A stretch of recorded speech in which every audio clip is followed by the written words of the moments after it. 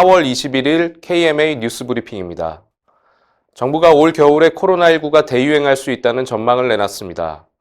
중앙방역대책본부는 어제 코로나19 유행이 금방 종식되긴 어렵다면서 이렇게 밝혔습니다. 유행과 완화를 반복하다가 겨울철이 되면 바이러스 생존 환경이 좋아지고 밀폐된 환경으로 접어들기 때문에 대유행으로 이어질 수 있다는 것입니다. 신종 감염병이 2차 유행한 대표적인 사례는 스페인 독감입니다. 1918년 봄에 시작돼 여름 들어 확산세가 줄었지만 가을과 겨울로 접어들면서 치명률이 더 높은 2차 유행이 찾아왔습니다. 오늘 오전 현재 코로나19 국내 확진자는 어제보다 9명이 늘어난 1만 683명입니다. 정부가 이미 예고한 대로 다음 달 5일 사회적 거리두기 종료와 생활방역 체계 전환을 준비하고 있습니다. 이에 따라 정부는 내일 학원, 체육, 종교 등 시설 관련 생활 방역 지침에 초안을 발표하겠다고 밝혔습니다. 마스크 착용과 손 소독제 비치, 2m 이상 거리두기 등 기존 사항과 더불어 시설별 방역 관리자를 지정하고 이용자의 동선을 관리하는 내용도 담길 것으로 보입니다. 이 같은 지침을 잘 지켰을 때에는 인센티브를, 지키지 않을 경우에는 제재 조치를 내리기 위한 법령 개정도 검토 중인 것으로 알려졌습니다. 코로나19 사태를 계기로 원격 의료 도입 논란이 본격화되고 있습니다. 문재인 대통령이 비대면 의료 서비스 산업 육성을 강조한 데 이어 김강립 보건복지부 차관은 어제 코로나 사태 이후 보건의료 체계의 미래를 어떻게 가져갈지 고민이라고 말했습니다.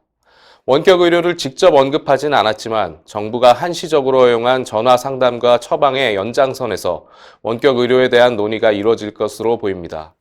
의료계는 원격 의료가 의료의 질을 떨어뜨리고 우리나라처럼 의료 접근성이 좋은 나라에선 효과가 제한적이라는 입장입니다. 또 의협은 코로나19 사태에서 한시적으로 허용된 전화 상담과 처방은 감염 전파를 줄이기 위한 불가피한 조치일 뿐 원격 의료 허용과는 분명히 다르다고 선을 긋고 있습니다.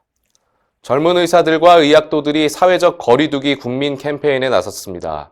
대한전공의협의회와 공중보건의사협의회 그리고 의대생협회는 최근 협의체를 구성하고 국민들의 코로나19 예방 참여를 호소하는 포스터와 동영상을 제작했습니다.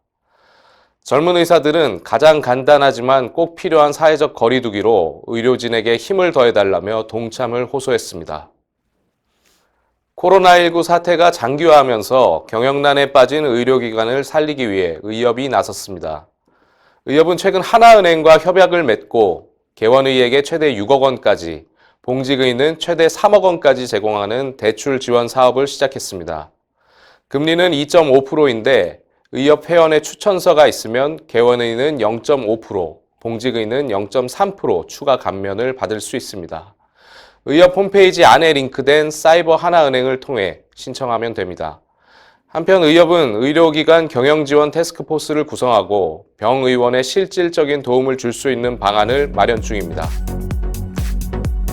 이상으로 뉴스 브리핑 마칩니다. 자세한 사항은 의협신문을 참고해 주십시오.